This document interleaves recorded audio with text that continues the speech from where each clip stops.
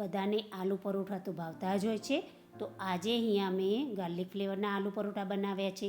તેના માટે સૌપ્રથમ 1 બાઉલ લોટ લઈ તેમાં સ્વાદ અનુસાર મીઠું, અજમો, આદુ મરચાંની પેસ્ટ અને બાફેલા બટેકા હાથેથી મેશ કરી બધું બરોબર લોટમાં મિલાવી લઈશું. હવે તેમાં થોડું તેલનું મોણ અને થોડું હળદર મિલાવી લઈશું.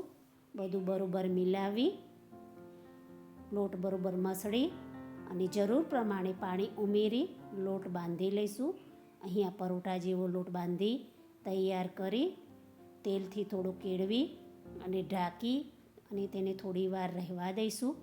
હવે એક વાટકીમાં બટર લઈ લઈશું. હવે તેમાં કૂટેલું લસણ અને થોડું લાલ મરચું કૂટેલું મિક્સ કરી મિલાવી લઈશું અને ગાર્લિક બટર તૈયાર કરી લઈશું. હવે આપણે બાંધેલા લોટમાંથી પરોઠું વણી તેના પર ગાર્લિક બટર લગાવી લઈશું.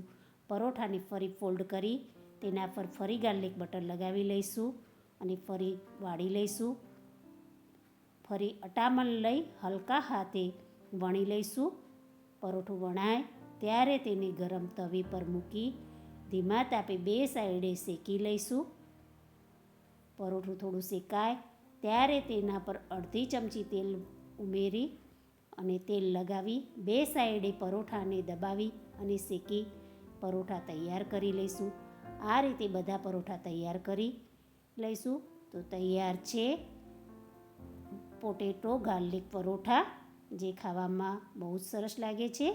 જો તમને મારી રેસીપી પસંદ આવતી હોય તો મારા વિડીયોને લાઈક, સબસ્ક્રાઈબ, શેર કરશો, જેથી અવનવી રેસીપી મોકલવા માટે મને મોટિવેશન મળે.